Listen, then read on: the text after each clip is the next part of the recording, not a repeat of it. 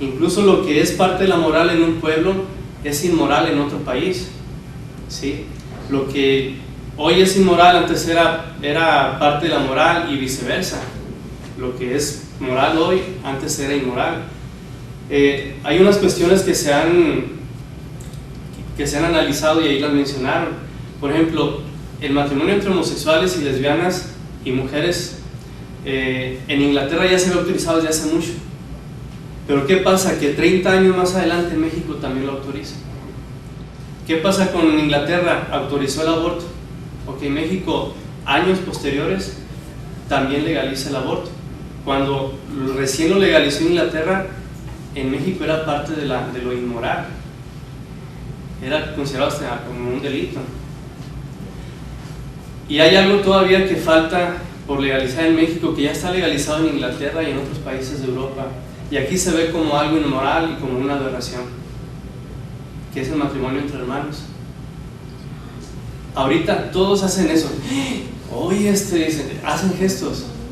Pero ¿por qué no hicieron gestos cuando legalizaron el aborto, cuando legalizaron el matrimonio entre homosexuales y lesbianas? Porque ya forma parte de la mentalidad de esta sociedad. Y es lo que quiero que se entienda antes de entrar a este tema. Sí, porque vamos a entrar dentro de la ética de otra cultura, no la cultura que estamos viviendo. Antes, para poder estudiar otra cultura, primero tenemos que tomar conciencia de la cultura que nosotros tenemos. No podemos nosotros estudiar otro idioma si antes no dominamos el español. ¿Sí me explico? Por eso cuando les decía ahorita que esto tiene que ser como una introspección para poder comprender el tema, ciertamente tiene que ser así. Ahorita el gesto que hicieron, dentro de 30 años no lo van a hacer. ¿Por qué? Porque va a formar parte de la moral de nuestros hijos o nuestros nietos, ¿sí? Y a lo que voy es a esto. Hoy existe la moral en unos países y es inmoral en otros países. Todo va de acuerdo a la degeneración de los pueblos. Pero nosotros en los libros de historia, en las escuelas, siempre hemos escuchado que las culturas antiguas le rendían culto al fuego, le rendían culto al sol, le rendían culto a la serpiente o al águila y la serpiente.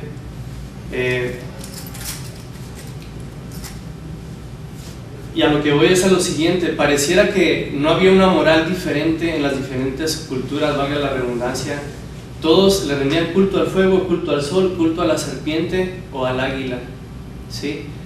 ¿Cómo se pusieron de acuerdo estas culturas? Unas en la India, otras en África. Las culturas que tenemos aquí en Chihuahua también.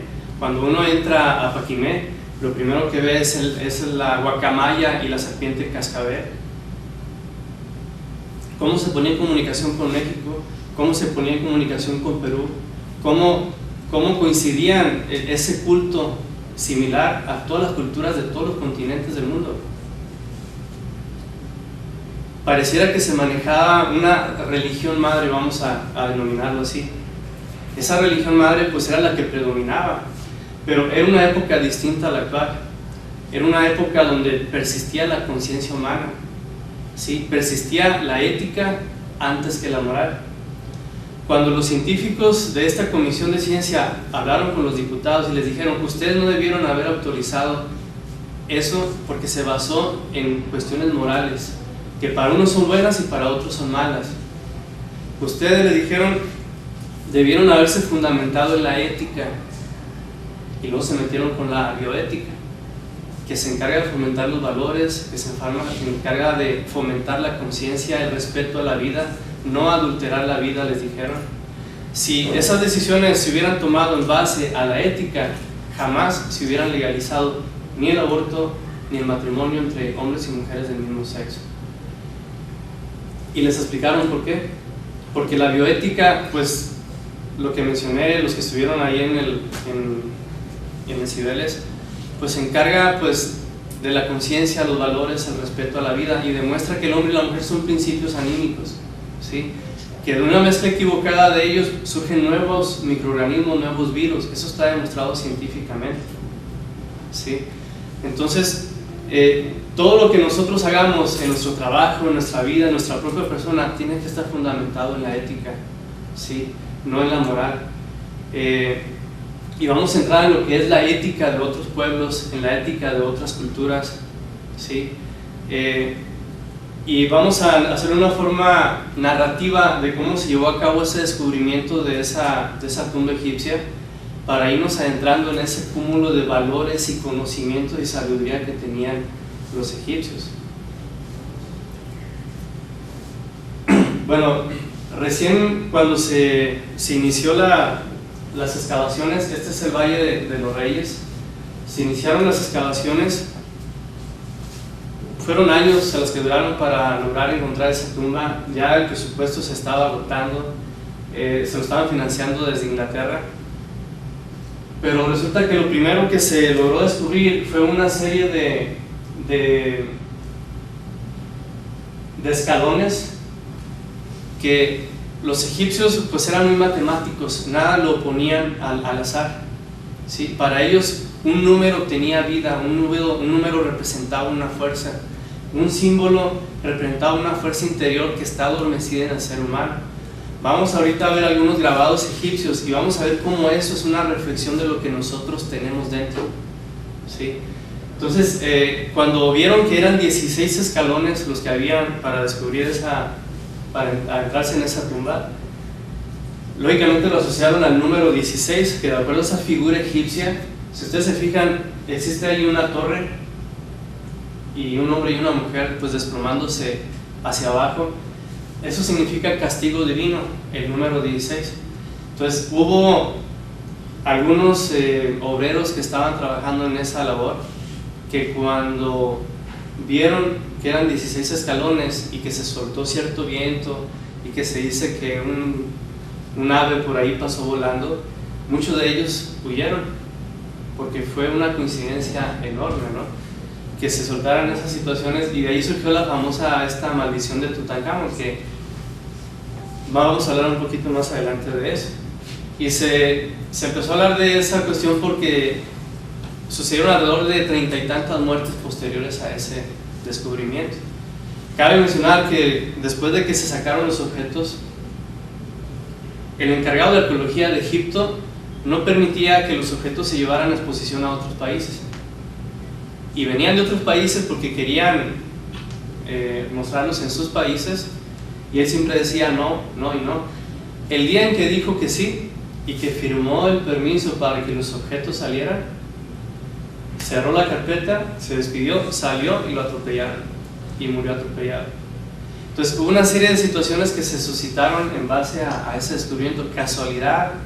¿Quién sabe, no? Pero es lo que vamos a analizar, algunas cuestiones. Vamos a ver si nos alcanza el tiempo. Este es un dibujo, un grabado de lo que es el interior de la tumba. Aquí están los 16 escalones que les mencionaba, y hay una serie de pasillos que vamos a ver a continuación. Es una forma tridimensional, y terminando el pasillo, para poder entrar en la tumba había ese sello real. Eso les indicó a los arqueólogos que esa tumba, a diferencia de las demás, no había sido violada, permanecía intacta. Pero hubo algo dentro del símbolo del lado derecho que pues nuevamente es el pasillo para poder llegar a esa puerta, y este es el sello real que se encontraba en la puerta. Nosotros vemos en la parte de arriba una especie de chacal, ¿sí? Y vemos abajo unos seres arrodillados como en posición de estar siendo juzgados, atados, y lógicamente pues cundió más el temor. Los que no se habían ido con la primera experiencia al descubrir la tumba pues se fueron cuando vieron esto, ¿no? Porque el chacal pues representa al dios Anubis, ¿sí? Que es un juez de la conciencia humana de acuerdo a los egipcios, y es el que está rigiendo sobre las buenas y las malas acciones del ser humano.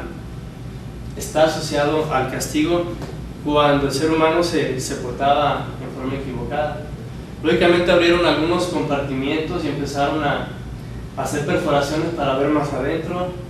Vemos ahí la momia que fue descubierta después de años de haberse abierto la tumba, porque fue un procedimiento muy meticuloso.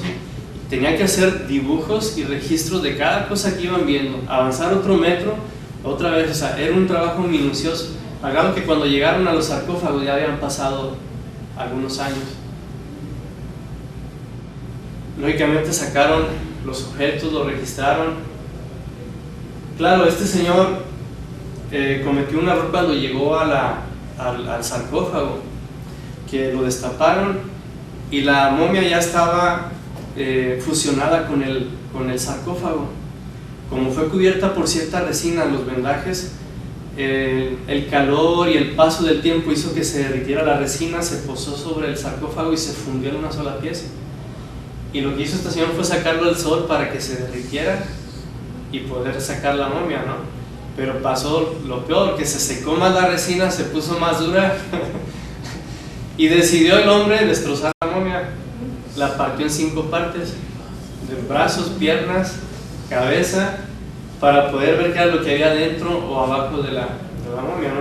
Desafortunadamente esto lo supieron las autoridades de Egipto ya que se había muerto el señor. Lo que es la avaricia, ¿no? Por llegar a los tesoros, a las joyas que pueden estar escondidas. Fíjense, aquí en México nos pasó algo muy curioso. Por la buena fortuna, por qué sé yo, tuvimos un viaje soñado. Nos fuimos en nuestro carrito por toda la costa del Golfo de México, subimos para Yucatán, recorrimos todas las zonas arqueológicas habidas y por haber en Yucatán.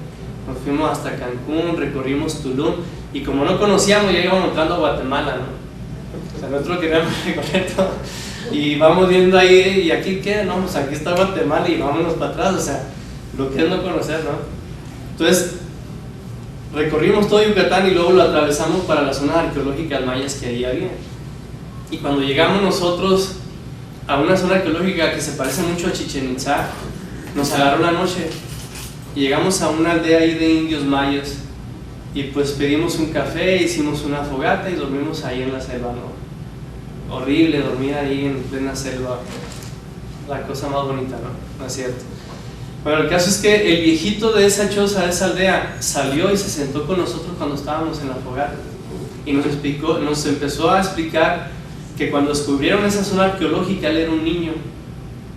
Dice, lo primero que llegaron, dice, fueron avionetas con gringos. Cuando recién se empezó a desenterrar, hicieron unas pistas y un montón de avionetas con gringos. Bajaron cajas que por lo liviano estaban vacías y después cuando las subieron era subirlas entre todos, sí, porque estaban cargadas. Y después se descubre zona arqueológica, se hizo público eso. Pero ya cuando los gringos habían dejado el esqueleto. O sea, ¿cuántos dólares hubo de por medio para las autoridades de arqueología de Yucatán? La saquearon. La saquearon. Y es lo que ha pasado. Ahorita hay más piezas arqueológicas en las casas de estos gringos, ¿sí?, que lo que hay aquí en México. Y nos explicó ese viejito que nació ahí en esas zonas arqueológicas, que eso fue cada vez que se descubría una pirámide, una plaza maya, lo primero que llegaban eran gringos con avionetas y ya después se hacía público el descubrimiento, pero ya para qué si ya lo habían dejado sin nada, ¿sí? Pues esa es parte de la moral, ¿sí?, de los que dirigen las cuestiones arqueológicas en México. Si hubiera ética, hubiera habido respeto, porque la ética tiene que ver también con la veneración, no es con cuestiones intelectuales. Es como la cuestión esta de los últimos conciertos que se han ejecutado en esa zona, ¿no? Los conciertos al aire libre, sí, que son zonas que por cuestión de ética deben de preservarse y son zonas sagradas, y que son zonas sagradas, sí, y que no se pueden estar manifestando ciertos aspectos, digo, que son culturales pero que no se les está cuidando una veneración. Así es, la ética también incluye la veneración y el respeto como parte de esa veneración, pero es un respeto que tiene que salir en forma innata, espontánea, no por cuestión intelectual porque nos lo hayan enseñado en la UANE o en la UNI o en donde ustedes quieran, ¿sí? Ayer estaba comentando en una reunión con unos amigos cuando nos tocó ir a la zona arqueológica de Tula. Hay un saludo antiguo, maya, azteca, que se hace antes de entrar a un templo y se tiene que hacer. Tiene uno que guardar silencio, controlar la mente, la emoción, hacer el saludo, si es posible colocar el brazo así, o en forma discreta, porque no vamos a hacer poses ahí enfrente de los españoles y los turistas que vienen de todo el mundo, ¿no? Hacer una pequeña pose así, hacer el saludo. Y les estaba platicando cuando fui a Tula, los Atlantes de Tula. Antes de subir la escalinata donde están los Atlantes que miden como 4 metros, hice ese procedimiento y caminé como si entrara a un templo. Y iba un español conmigo y le dije, ¿sabes qué? Filma esto, ¿no? Desde que hice la entrada, hicimos la entrada, perdón. Entonces caminé hacia la columna del Atlante de Tula. No sé, algo me nació tocarlo con la palma de la mano. Y está grabado en el video que yo hice así. Fue una descarga eléctrica. Yo he metido por el accidente a la de 120 voltios. Les aseguro que no era 120 voltios esa descarga. Porque ahí hay algo vivo, ¿sí? Nos tocó escuchar a una arqueóloga de ahí, de la zona Atlante, que estaban desenterrando la pirámide de Quetzalcóatl, la base donde están los Atlantes de Tula, y al día siguiente aparecía enterrado otra vez el hoyo. Volvían a desenterrar otra vez un montón de obreros porque querían llegar a buscar cámaras por debajo, y al día siguiente otra vez estaba enterrado. ¿Quién la enterraba? ¿Quién sabe? Pusieron guardias por varios días, pero los guardias, en una pestañeada que se daban de segundos, ya estaba enterrado otra vez. Vamos a dejarlo así. Hay algo que no permite que esto se desentierre. Para mí, en lo personal, que ahí en el fondo subyacen cuerpos de atlantes gigantes que miden de 3 a 4 metros de estatura. Por eso los Atlantes de Tula, y siempre observando hacia donde estaba el Atlántico. Para mí que subyacen ahí cuerpos de atlantes desde aquella época, porque en aquella época se hacían peregrinaciones desde el África, atravesaban el continente Atlántico, que está demostrado que ya existió, y llegaban a lo que es las zonas arqueológicas de México, que eran las zonas más sagradas, una de las más sagradas que existían en aquel entonces. Por eso es que la famosa cabeza olmeca, que es de un africano, porque forma parte de aquellas peregrinaciones que se hacían desde el África, que en aquel entonces se llamaba Grabonsi, aquel continente. ¿Sí? Es lo que les decía ahorita, había una sola cultura, una religión madre en aquella época. ¿Sí? No existía la moral y todos buscaban lo mismo, el culto al fuego, culto al sol, culto a la serpiente. Vamos a irnos un poquito más rápidos. Bueno, aquí están estudiando el sarcófago, sacando los objetos. Se encontraron alrededor de cuatro figuras del faraón. La última era la de que estaba formada de oro puro. 2 superiores eran chapeadas en oro. Por eso es que algunas figuras ustedes las van a ver así, no coincide con la famosa figura del rey Tot.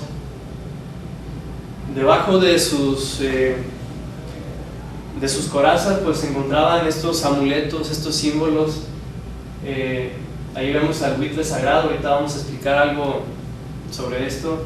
Vemos nosotros aquí la daga que simboliza la voluntad, y curiosamente en vez de estar colocada hacia un lado, está colocada en una posición como cubriendo los órganos creadores.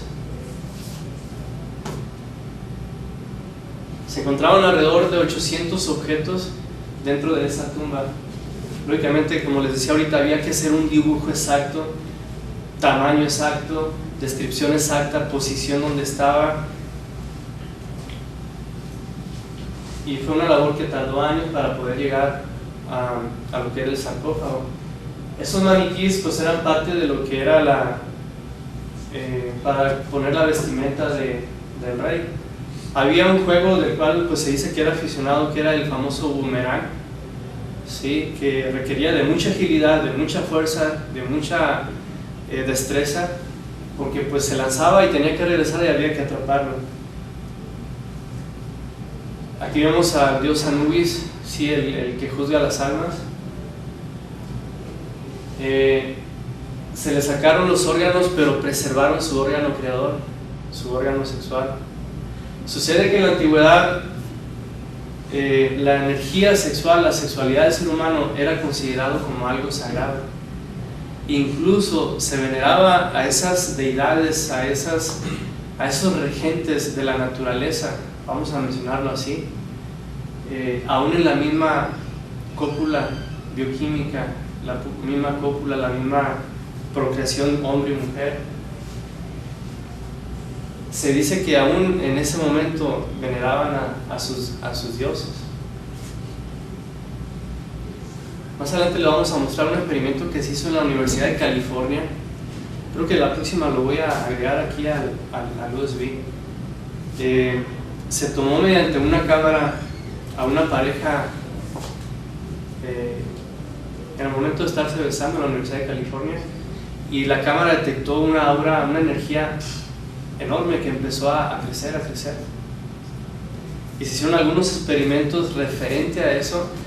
Entonces vieron que la energía creadora tenía una gran influencia en lo que es la salud, la vida, ¿sí? Y que cuando esta desaparece es cuando viene la decrepitud, la vejez y la muerte, porque hay un desequilibrio energético dentro del organismo que viene dado por esa misma energía creadora, ¿sí? Y se detectaron algunas fuerzas que normalmente no se conciben. Después, si nos permiten, cuando hablemos sobre sexualidad, vamos a mostrar estos experimentos que se hicieron ahí. Bueno, esa es la parte donde se encontraba el sarcófago. Nosotros vemos en la parte izquierda de arriba,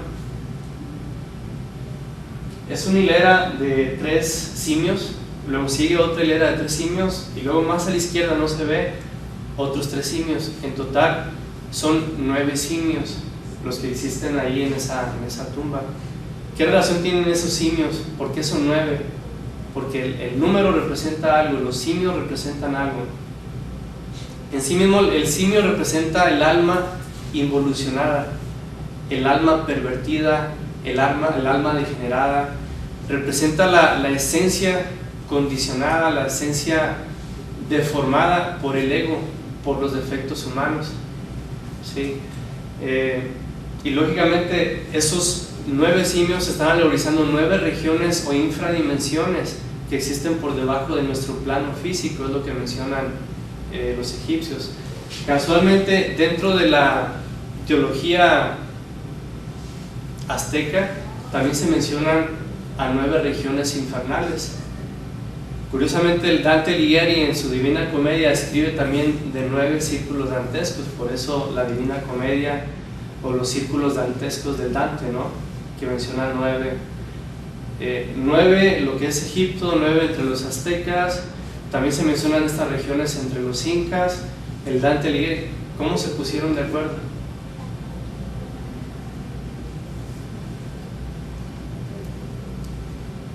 En la otra parte vemos pues cuestiones que tienen que ver con la vida familiar de este faraón.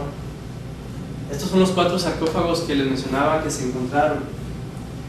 En sí mismo esos 4 sarcófagos vienen a alegorizar 4 aspectos del ser humano que se tienen que purificar de acuerdo a la teología egipcia, ¿sí? Uno es la voluntad, otro es el pensamiento, otro es la emoción y otro es el cuerpo físico con su energía sexual. Energía sexual, emoción, pensamiento y voluntad. Las 4 cosas que se tienen que refinar. Lógicamente, cuando se hacen esos sarcófagos de oro puro, significa que ese personaje llegó al grado de sacerdote. Y para llegar al grado de sacerdote pues requería de ciertas disciplinas de purificación que hoy en día ya no existen, que hoy en día pues ya no las vemos.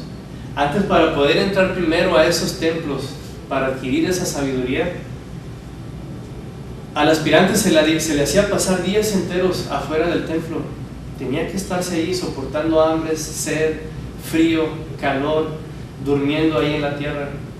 De vez en cuando los guardianes de esos templos salían y le sacaban un tarro de agua, pero no le sacaban comida. Tenía que comer las raíces, las plantas que había en los alrededores. Volvía a tocar para que le abrieran y le decían, tiene que esperar. Y otra vez, otro día o 2, 3 días ahí, comiendo de todo, hasta excremento de los pájaros que pasaban, dicen las tradiciones. ¿Por qué? Porque tenía que probar primero que tenía voluntad férrea, que tenía disciplina, que tenía resignación y abnegación. Si no tenía esas cualidades, no podía entrar, porque entonces iba a ser un fracaso adentro del templo. ¿Sí? Entonces los sarcófagos de oro alegorizan a alguien que llegó al sacerdocio.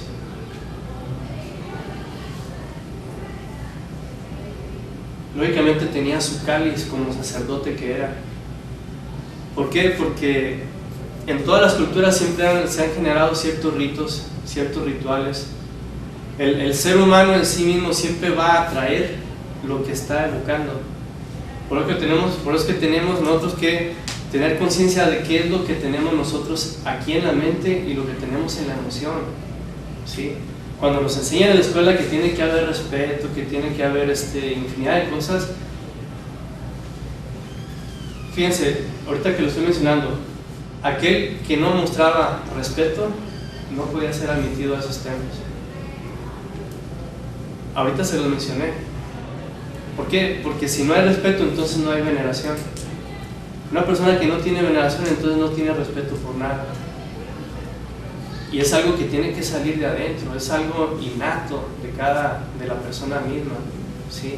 Y una de las cualidades para entrar a esos templos es que tenía que tener respeto y veneración.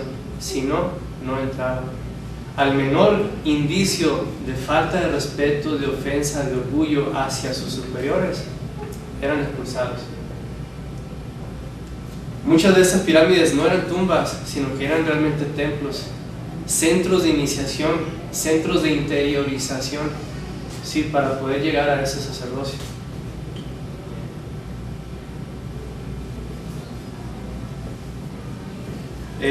Los grabados que existían en esa copa, que existen en esa copa que les mostré ahorita, pues en sí mismo esa es la traducción: haz que él viva aurus, haz que sean hermosas sus ordenanzas, haz que él sea un aurus dorado, o sea, purificado, hazlo propicio a los dioses, Señor de las dos tierras, viva tu Ka.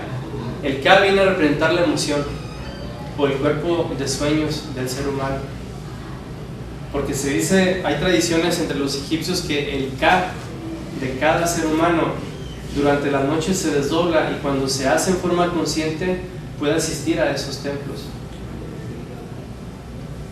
Y lógicamente esto hay que reflexionarlo, porque si de acuerdo a los egipcios el Ka de cada persona se desdobla en el momento de dormir y deja su cuerpo dormido, el Ka o el cuerpo de sueños que mencionan ellos podía asistir a esos templos. ¿Sí?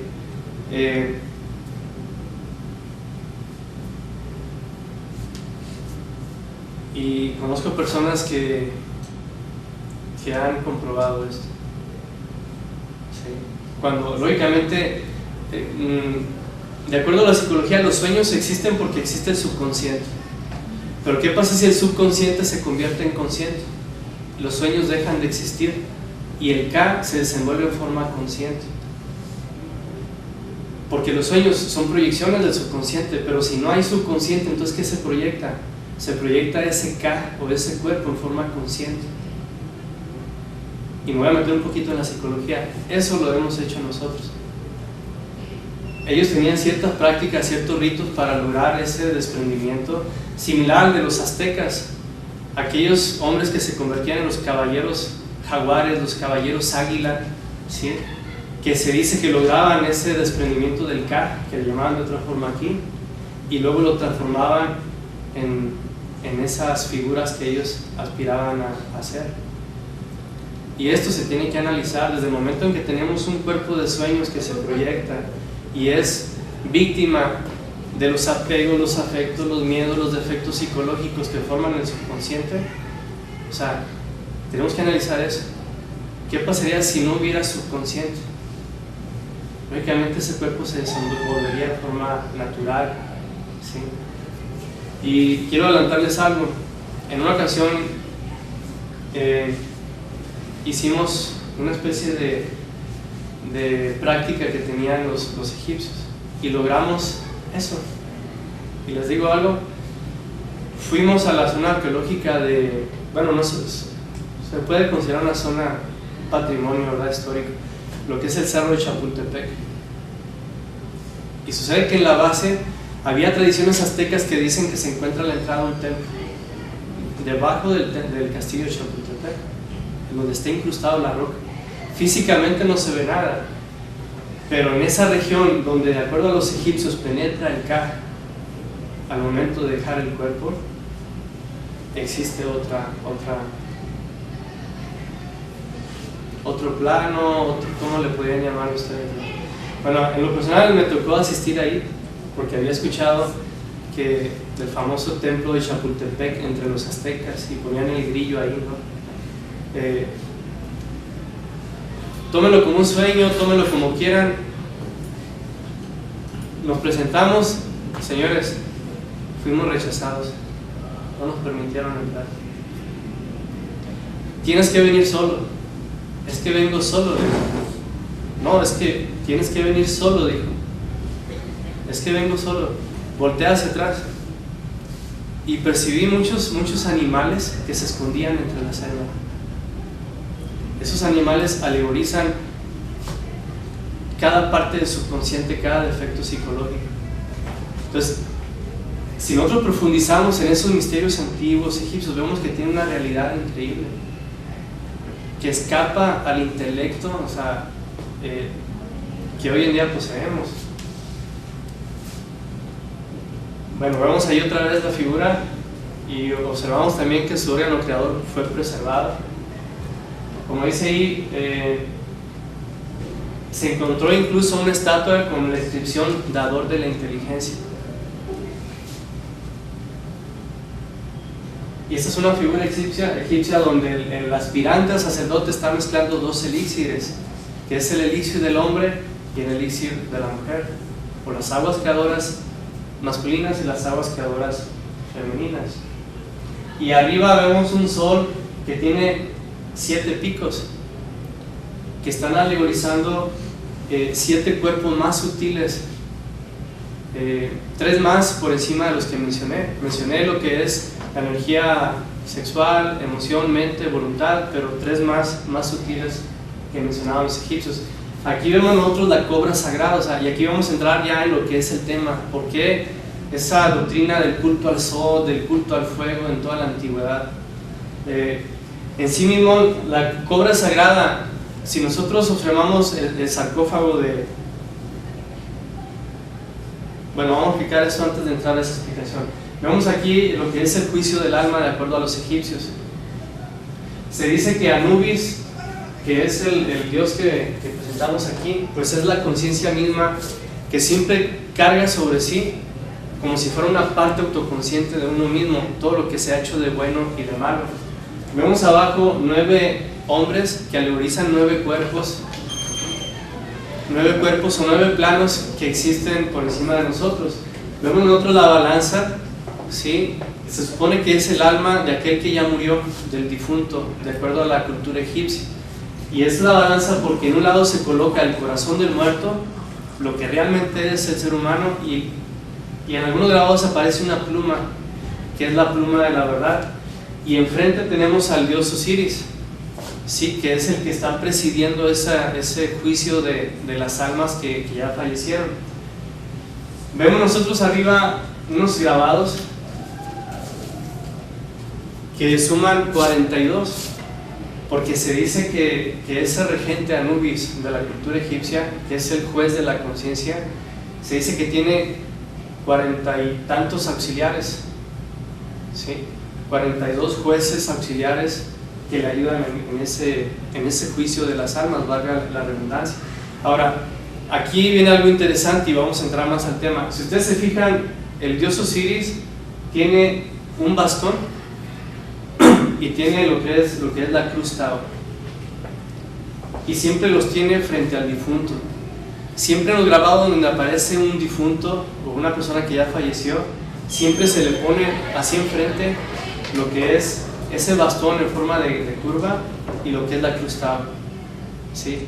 Ahora, ¿qué significa eso?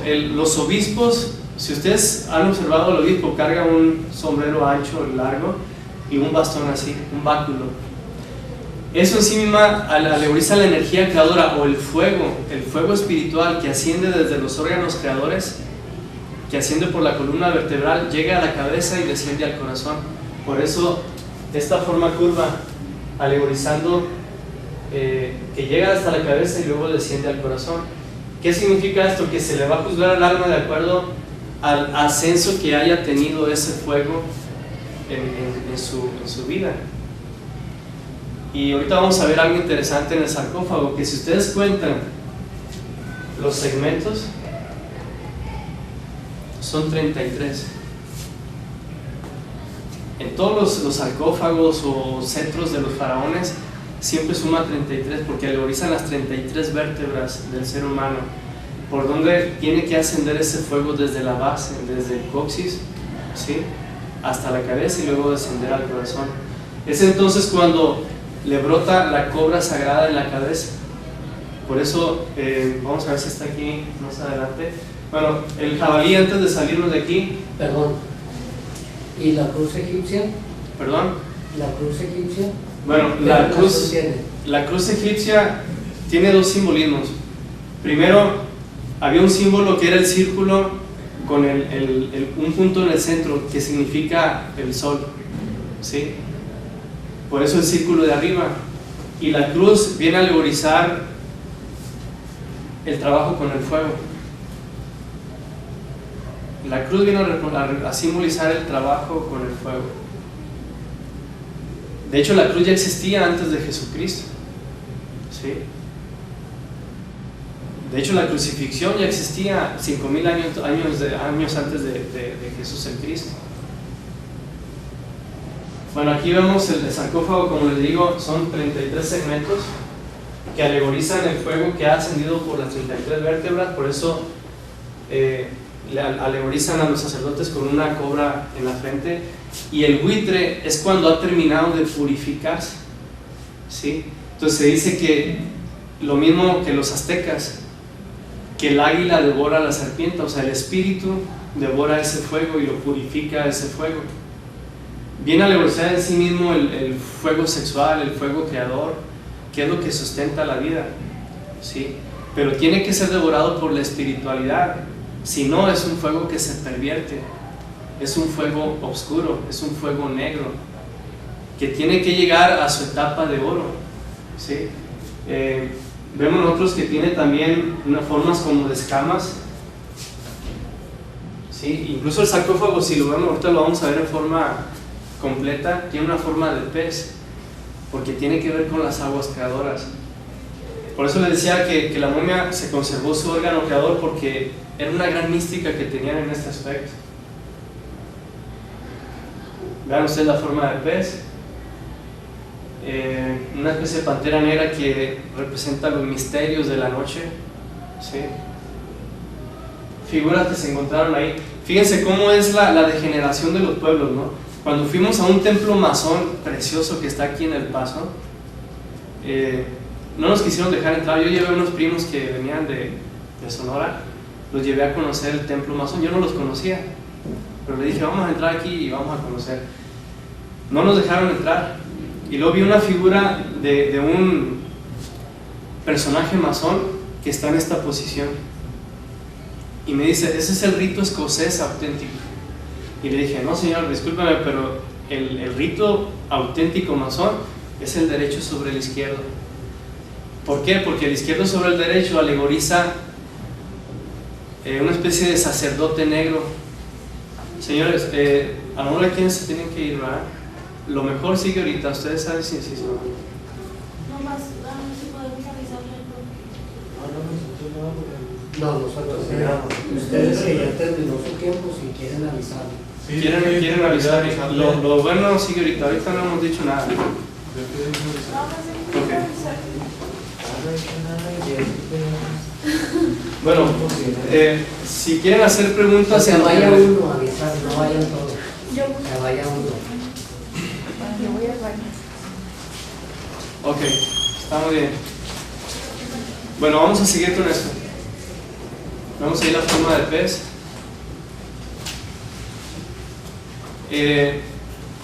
Vean ustedes los sarcófagos pero se dice que el original, donde estaba la momia, fue regresada a su tumba, porque hay un respeto y una veneración increíble hacia lo antiguo.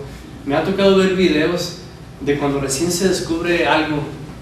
Me ha tocado ver a los obreros trabajando, llorando ante la emoción de lo que se está descubriendo, porque algunas figuras que se han logrado sacar, momias, barcos que alegorizan la barca de Ra.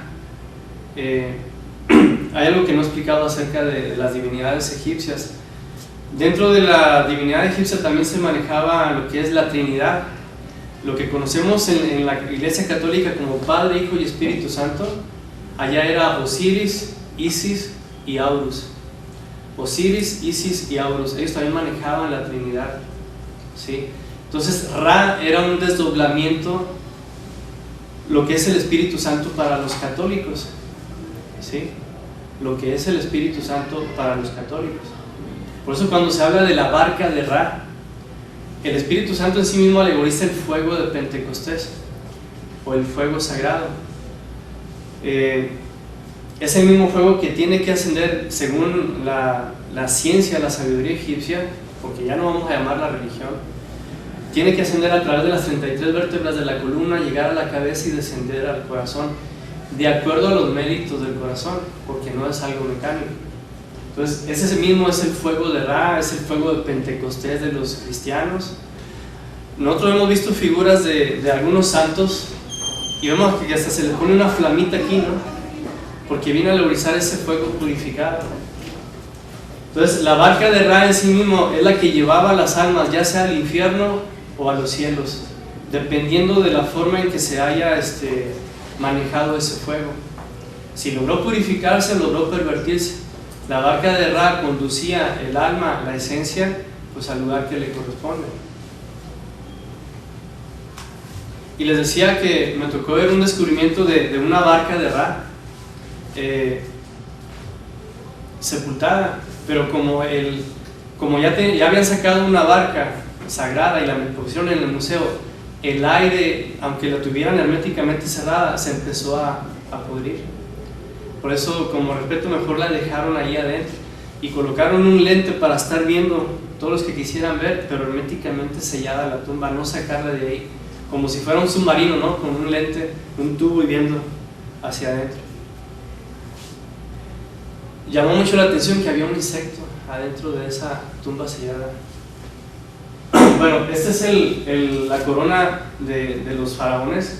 Vean ustedes cómo alegoriza la cobra y el buitre sagrado, que es el águila y la serpiente.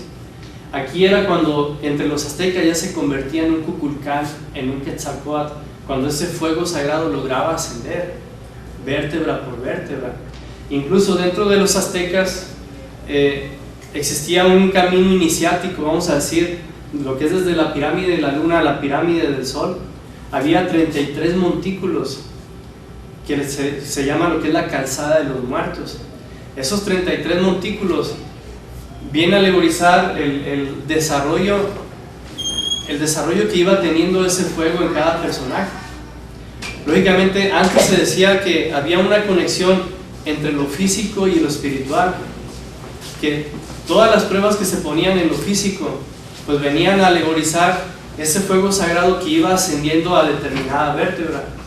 Lógicamente, los guerreros aztecas pasaban por ciertas pruebas en cada uno de los 33 montículos que forman la calzada de los muertos. Muchos piensan que ahí se les sacrificaba, por eso se llama la calzada de los muertos. No, se le llama la calzada de los muertos porque eran aquellos que morían para su ego, morían para sus defectos, morían para sí mismos, morían en lo que era todo el subconsciente, todo el ego. Eran 33 regiones de purificación, ¿sí? 33 regiones, y eso se iba correspondiendo con cada una de las vértebras que iba siendo alcanzada por ese fuego. Y era cuando, repito, se convertían en un Quetzalcóatl, en un Kukulcán. Fíjense, cuando fuimos a la zona de Chichén Itzá, recién estaban desenterrando una pirámide. Tenía 9 estratos. y estaba en proceso de excavación esa pirámide. Llegamos y les dije, ¿saben qué? Tal como es arriba, es abajo. Si existen 9 escalones, es porque estaban explicando que hay 9 cielos, ¿sí? 9 cielos para los aztecas, igual para los egipcios. Entonces, tal como es arriba, es abajo, tiene que haber 9 infiernos también, o 9 regiones infradimensionales. Los que sean católicos, testigos de Jehová, de la religión que sea, no pueden negar esto, porque en la Biblia dice que fulano de tal, no sé si fue Elías o no sé quién será, no soy testigo de Jehová ni nada por el estilo, se dice fue arrebatado al tercer cielo. La misma Biblia lo menciona, lo cual denota que hay varios cielos cuando ahí mencionan tercer cielo. Entonces aún los católicos tienen que abrirse a la antropología. La antropología es lo único que va a dar luz sobre esos dogmas religiosos que existen. Ahora, ¿qué es un dogma religioso? Un dogma tiene 2 caras: ignorancia y fanatismo. Ignorancia porque se desconoce la causa, y fanatismo porque se sigue sin conocer su causa. Entonces, nosotros respetamos todas las religiones, ¿no? Porque son valiosas, son unas joyas. Pero ¿cuántos dogmas no hay? ¿Cuántas cosas no tienen que aceptar sin saber su causa? Bueno, ese es un dogma. Entonces la antropología, bien estudiada, bien profundizada, es la única que explica todos los dogmas que existen. Y es la única que nos puede llevar a una parte científica de eso que se ve como un mito, como una leyenda, como un fanatismo o como una ignorancia. ¿Sí? Estábamos en esa pirámide, 9 estratos. Yo les dije a los que iban conmigo, ¿saben qué? Tiene que haber 9 sótanos o 9 regiones. Rodeamos la pirámide y había un letrero: recientemente se acaban de descubrir 9 niveles inferiores. ¿Qué hubo? O sea, ¿por qué? Porque es lo mismo, sean aztecas, mayas, egipcios, hindúes, es lo mismo. ¿Cómo se pusieron de acuerdo? Porque era cuando aquella humanidad vivía con una conciencia lúcida, despierta. El Ka que les mencionaba ahorita, que es el cuerpo de sueños, no se había sometido al subconsciente. O sea, la conciencia no se habla de la conciencia nada más por hablar. Eso trae sus repercusiones, sus beneficios físicos, sus beneficios mentales, sus beneficios glandulares, ¿sí? Siente bien y estarás bien, piensa bien y estarás bien, piensa mal, piensa en forma equivocada, piensa en forma negativa, siente negativamente, las glándulas empiezan a atrofiar. Eso está demostrado médicamente. La diabetes viene porque hay una glándula, una hormona que se genera aquí en el cerebro, que es la que impulsa la insulina. Pero únicamente al inhibirse esa glándula del cerebro, empieza a atrofiarse todo esto acá y viene la diabetes. Y se ha logrado descubrir que emociones de resentimiento, de odio, de venganza, de coraje son las que atrofian esta glándula aquí. Cuando yo salí de la prepa, yo quise estudiar biología molecular y profundicé mucho en eso, de cómo las emociones provocan cambios bioquímicos en el organismo y se va destruyendo la persona, ¿sí? Y afortunadamente lo hemos seguido por casi 30 años, porque desde niños estábamos aquí y no somos tan viejos.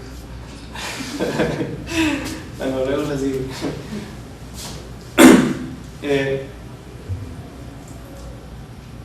Bueno, estas son esto es lo que le mencionaba el dios Ra, que está asociado al fuego, a la cobra sagrada, al fuego que se tiene que despertar. Por eso este sol que está alegorizando al dios Ra, o al fuego sagrado, al fuego sexual, pues es lo que va a dar ese despertar de esa serpiente sagrada que debe ascender, de acuerdo a los egipcios, por la columna espinal, convirtiéndose en un Quetzalcóatl, en un faraón, en un Kukulcán. O sea, se dice incluso dentro de los libros de historia que esos sacerdotes aztecas, mayas, hablaban un lenguaje diferente al pueblo. Y no es que hablaran un lenguaje diferente al pueblo, sino que el argot que manejaban iba de acuerdo a la conciencia que ellos tenían, y como el pueblo tiene una conciencia inferior, no lo entiende. Quizás ustedes no vayan a entender algunas cosas que estoy mencionando. Yo les puedo hacer llegar después el DVD para que la tengan y la vean 5 veces. Cada vez que la escuchen, la van a escuchar en mayor profundidad.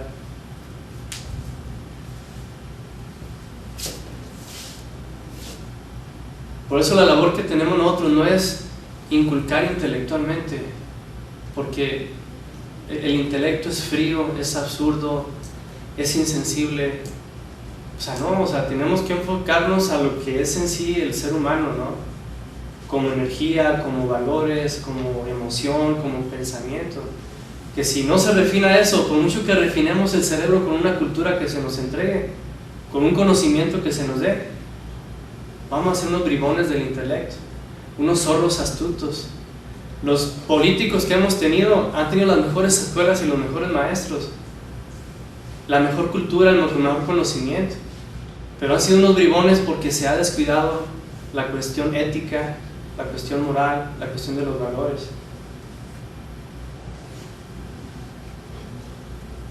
Vamos a adelantarnos. Bueno, estas son unas tomografías recientes que se le han hecho para... Este es el rostro reconstruido.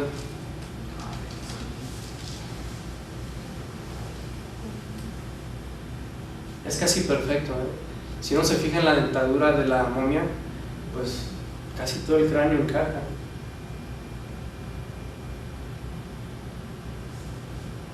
Eso es tal como es. Si a las chavas les gustó eso, a ver si les gusta esto.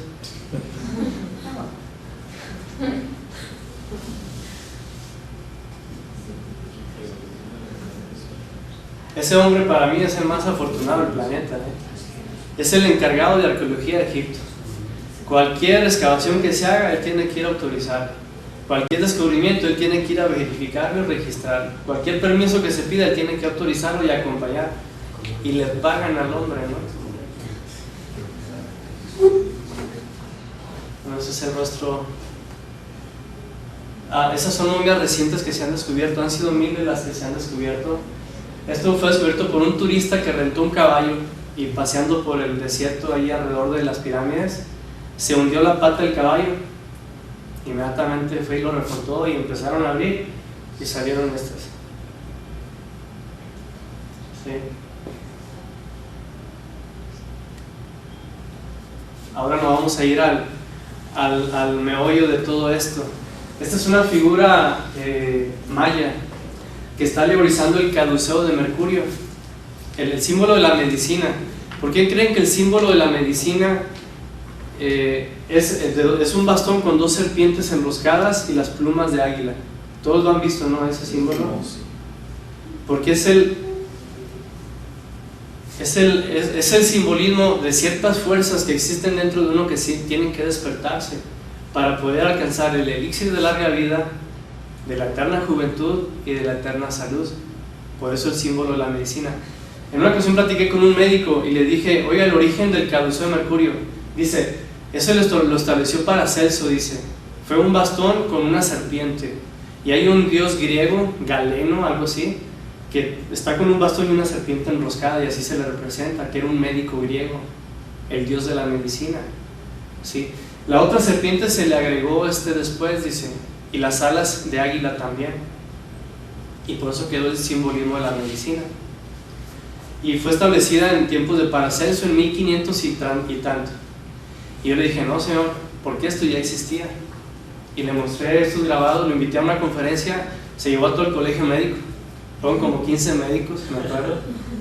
Lo bueno es que se quedó uno como estudiante. Entonces le mostré que ya existía el caduceo de Mercurio entre los aztecas. Y ahorita vamos a ver por qué viene a alegorizar la medicina universal, la eterna juventud. Lógicamente, cuando se despertaba ese fuego, normalmente cuando el ser humano, de acuerdo a las culturas egipcia y azteca, existe lo que es ese sacerdocio del fuego entre hombre y mujer, porque era un sacerdocio. Se dice que cierta energía ascendía por las dos serpientes laterales, pero cuando ya existían méritos del corazón, entonces surgía una tercera fuerza que ascendía por el centro, que era la columna, ¿sí? Por eso les decía ahorita que ese ascenso de ese fuego no era algo mecánico. Entonces era cuando se empezaba a convertir en un Quetzalcóatl, en un Kukulcán.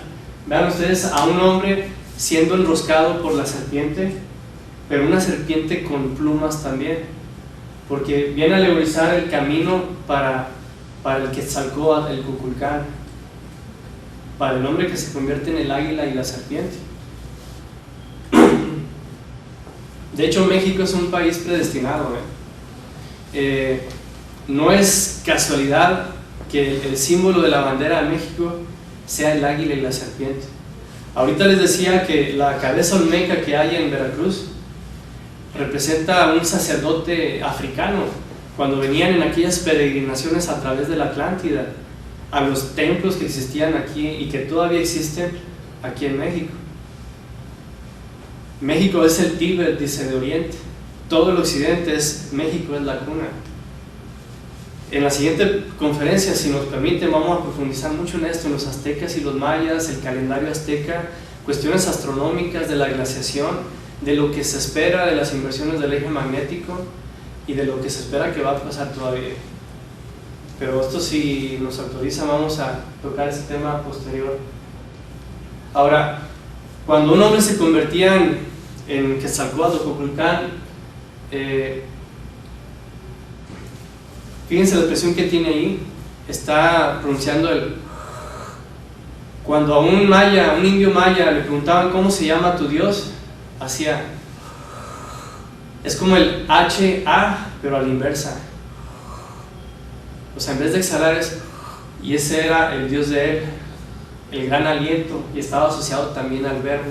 Y vean ustedes aquí en la garganta, la serpiente, la lengua de serpiente, la lengua bífida, que viene a alegorizar cómo el fuego serpentino pues ya brotó por la serpiente.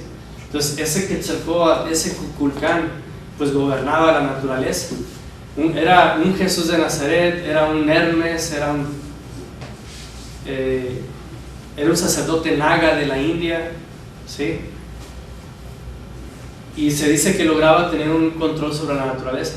Miren, sobre todo esto es una realidad que ustedes no se imaginan. Nosotros, cuando fuimos a Chichén Itzá, nosotros quisimos meternos en la noche, no nos permitieron.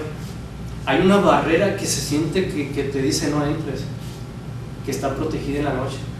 Pero como buenos mexicanos tercos, rodeamos la parte de atrás y nos metimos por atrás. No nos dieron permiso, bueno, nos metimos por atrás. Nosotros queríamos pasar la noche en la pirámide para hacer experimentos, porque ahí hay vida todavía, ahí hay templos todavía. Dormimos en un costado de la pirámide, entre comillas, porque cada rato nos despertaban cantos mayas, danzas mayas, o sea, sonidos de cascabeles, sonidos de tambores, música maya, cada rato nos despertaban. ¿Y había alguien ahí? Es lo que les decía ahorita, que el K penetra en otro plano, ¿sí? Cuando no se somete al subconsciente. Entonces, cuando el subconsciente se convierte en consciente, cuando se eliminan los defectos psicológicos, deja de existir eso que se llama ego y subconsciente. Esa era la purificación de aquellos sacerdotes. Ellos aspiraban, el sacerdocio se les daba en esos templos superiores, después de que se desdoblaban en su K, que es otro plano, que nosotros lo podríamos asociar al plano de sueños, ¿sí? Y yo les ratifico esto. Yo en una ocasión lo logré, fui a uno de estos templos aztecas, pero me negaron la entrada. ¿Por qué? Por no estar preparado. No hemos perdido el tiempo, hemos experimentado, hemos sido científicos. Esta es la famosa,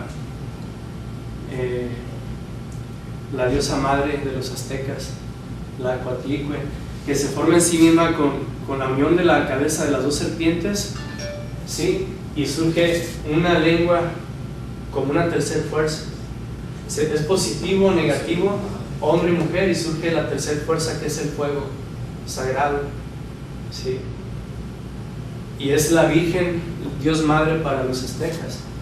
Cuando los españoles llegaron, no les fue ningún problema construir un templo, la Basílica de Guadalupe que conocemos, porque ellos ya adoraban a la Tonantzin. Entonces cuando llegaron con la Virgen de Guadalupe, le dijeron: esta es la Tonantzin tuya, es tu madre divina, le dijeron a los indios. Y se edificó la Basílica de Guadalupe, la primera, no la que está ahorita, la primera, en lo que era un templo a Tonantzin, la madre divina azteca, y que en sí mismo hay una serie de desdoblamientos de esa madre divina. Uno de esos desdoblamientos es esta Coatlicue. Y vean ustedes los cráneos que aludicen la muerte de los defectos psicológicos, ¿sí? No los sacrificios humanos. Vean ustedes ahí la cabeza formada por las dos serpientes, que viene a alegorizar en sí mismo la madre divina entre los aztecas, ¿sí? O el águila que devora la serpiente, que purifica ese fuego que ya despertó a través de las 33 vértebras. Por eso los 33 montículos de la calzada de los muertos, de aquellos que ya murieron en sus defectos psicológicos, ¿sí? Y surge esa tercera fuerza alegorizada por la lengua, por el fuego. Vean ustedes esta otra imagen. Y siempre se les plasma con los ojos como estrabismo, porque se quiere alegorizar que no ve el plano físico, sino algo que está más arriba.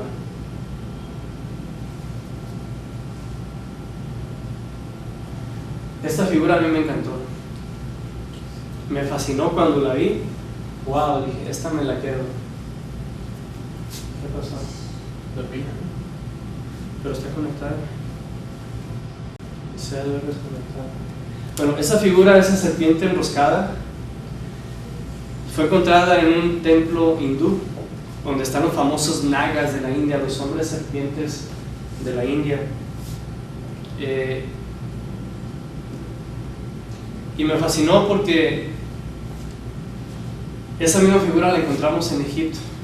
A ver si esa misma figura la encontramos en Egipto, pero en Egipto se le llama Mehen. Es una figura india, está en la India y luego se encuentra en Egipto también, y en Egipto se le llama Mehen, y Mehen es una palabra maya que significa el hijo nacido de la Virgen, ¿sí? Entonces vean ustedes la serpiente enroscada, que tiene el busto de mujer, que es la madre divina azteca o la madre divina hindú, ¿sí? Que es la que tiene que, de acuerdo a los méritos del corazón, hacer que esa serpiente despierte a través de todas las vértebras. Se dice que está enroscada 3 veces y media en el coxis, y que mediante ciertas pruebas internas tiene que despertar y ascender a la primera vértebra, ¿sí? Y va a ir ascendiendo de acuerdo a los méritos del corazón, de aquel que aspira a purificarse. Y hay místicos en la India que dicen que cuando viene ese despertar, el coxis duele. Hay grandes dolores en el coxis, que es un hueso, pero que sin embargo se ablanda. Y curiosamente, después de esa sensación del coxis, dicen estos místicos, viene una prueba tremenda, que es lo que va a determinar si ese fuego despierta, porque cada vértebra tiene que alegorizar ciertas virtudes, ciertos atributos: voluntad, resignación, abnegación. Esas eran las pruebas que se ponían en cada uno de los montículos de la calzada de los muertos, ¿sí? Y pues dicen estos místicos que esas pruebas pues es lo más duro que hay, que puede representar incluso el poner en peligro la vida de un hijo, ¿sí? O la misma vida de uno, ¿sí? Ponerla en peligro. Hay que prenderla en la computadora. Sí. Bueno, hasta ahorita tienen alguna pregunta, un comentario. ¿No da conferencias de la Atlántida? Esas entran en la siguiente, si me van a permitir, cuando hablemos del calendario azteca. Ahí viene plasmado 4 razas que existieron y otras que van a existir, y viene la Atlántida también, y vienen ciertos ciclos astronómicos que se van a cumplir, que ya se cumplieron y se van a repetir, ¿sí? Esa es la segunda que siempre doy, ¿sí?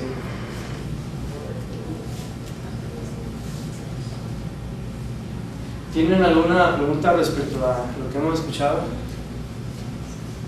Ahorita les voy a dar mi correo también para los que les puedo mandar más material escrito sobre esto, para que profundicen por su cuenta, ¿sí?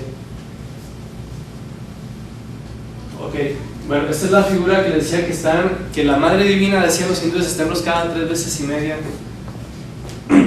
esperando el momento de ser despertada. Y cosa curiosa, en la Trinidad, entre los mayas, se denota por... Ya está lista, gracias. Gracias. La Trinidad dentro de los mayas se denota por la palabra Aum. A de Ahau, U de Hu y M de Mehen, que viene a ser Padre, Hijo y Espíritu Santo. O Mehen, el Espíritu Santo, el Hijo nacido de la Virgen. Por eso es que esta Madre Divina pues viene a alegorizar un fuego que está en el coxis y que tiene que ser despertado, de acuerdo a aquellos místicos hindúes. Ahorita lo que estamos tratando de explicar, cuál es el factor vida, el factor fuerza que existe en todos estos grabados. ¿Qué hace la arqueología? No, pues es una figura de una serpiente enroscada que mide medio metro por medio metro, tiene 5 centímetros de espesor y está hecho de piedra calcárea que fue extraída de tal montaña, punto. ¿Y eso qué, Señor? Eso no explica nada. La arqueología, o sea, tiene que convertirse en antropología, irse a la parte filosófica, a la parte ética, artística de la cultura, para poder entrar. No es tanto la piedra ni lo que está dibujado, sino lo que representa eso dentro de uno. Aquí vemos un simbolismo azteca de un sacerdote que está siendo devorado por la serpiente. Vemos el simbolismo del águila y la serpiente. México es país privilegiado, repito, y lo sigue siendo. Ahorita está siendo castigado por todo lo que está pasando, porque México debió haber dado otra nota para toda la sabiduría que aquí hay, para todas las culturas que existen. México debió haber dado otra nota, ¿sí? En cuanto a conocimiento, en cuanto a infinidad de cosas, pero la sociedad fue decayendo y está decayendo. Y ahorita, créanme que es una especie de castigo todo esto que está pasando. Y a la gente la ha hecho reflexionar. ¿Por qué? Porque el dolor eleva la conciencia.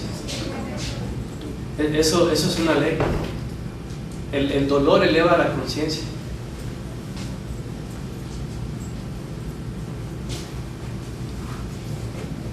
¿Tienen alguna pregunta hasta aquí? ¿Comentario? ¿Todo se ha entendido?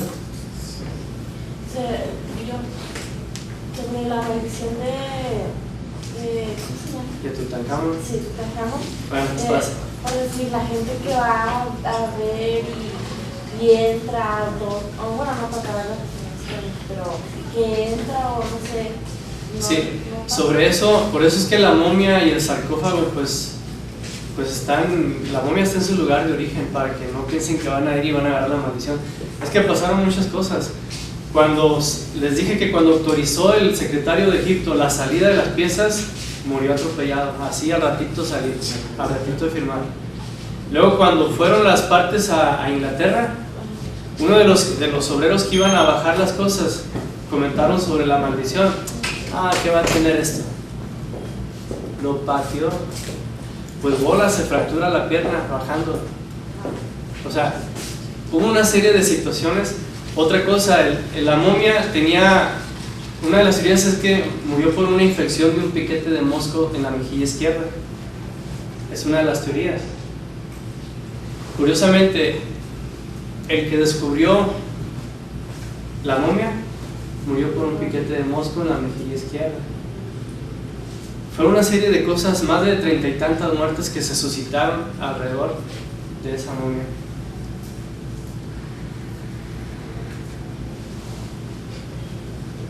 Entonces no hay entrada pues ahí a la gente. No sé ahora, pero al museo sí, ahí donde están todas las piezas, allí sí no hay problema. Ahí cuando vaya a Egipto les platicaré. No perdemos la esperanza. Yo conocí un señor que Él llegaba a comer en los comedores públicos donde comen los vagabundos, donde comen las gentes de la calle, ¿no? Y esas casas de asistencia que le dan comida. Ese señor ha ido 3 veces a Egipto. O sea, da unos giros la vida, o sea, por eso no pierdo la esperanza en ir un día. Y de ahí visitar Creta, que está como a 5 horas de Egipto, unos templos así en la montaña, en Petra, o sea, que recientemente con un sonar se descubrieron cámaras abajo y entraron y descubrieron estatuas de Afrodita, la diosa del amor. ¿Saben ustedes cómo le rendían culto al amor? ¿Cómo veneraban y respetaban el sexo? Porque para ellos era la base de ese despertar, de ese fuego. Por eso cuando se rinde culto al fuego en todas las culturas del mundo, no es ese fuego de la estufa que vemos, es un fuego supradimensional que despierta en cada ser humano, ¿sí? Es lo que piensan que es el fuego del cerillo. No, es un fuego superior, ¿sí? Como una especie de electromagnetismo, porque se ha asociado a una electricidad sexual ese fuego. Hombre y mujer son positivo y negativo, hay una imantación, hay un magnetismo y es una electricidad sexual la que surge. Y el fuego mismo es electricidad. Y se dice a esos místicos que dicen que han despertado ese fuego en la India, que realmente se siente una corriente eléctrica que recorre la columna y las vértebras cada vez que va ascendiendo. Y ustedes dirán, ¿pero qué tiene que ver la electricidad? Bueno, agarren un cable de 5000 voltios y van a ver cómo se van a quemar. Y van a ver que sí es fuego. ¿Sí? La electricidad es fuego en sí mismo. Pero esa es otra plática que vamos a explicar luego. Cuando hablemos sobre sexualidad, vamos a entrar en aspectos que ustedes en su vida no han visto. ¿Sí?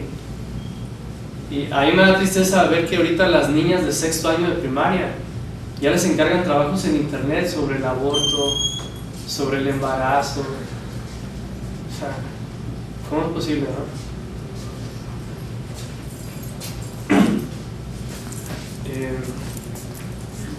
Lo agarró y se apagó. ¿Cómo que es esto? De hecho ya estamos terminando. ¿Tiene alguna pregunta?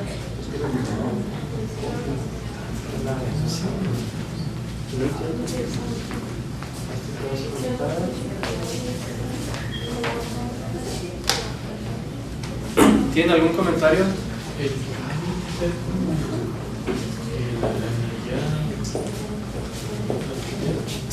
Se ha interpretado como el cuerpo de sueños, que al despertar conciencia ya no se somete al subconsciente, entonces se mueve en forma consciente.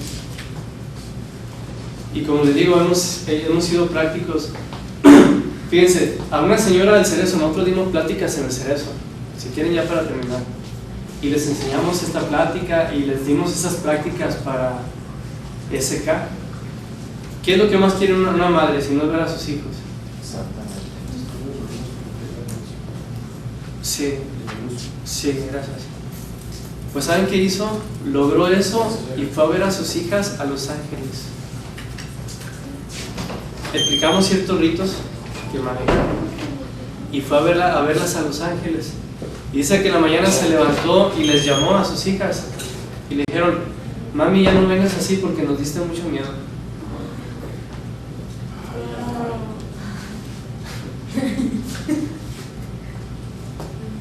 ¿Cómo se logra eso?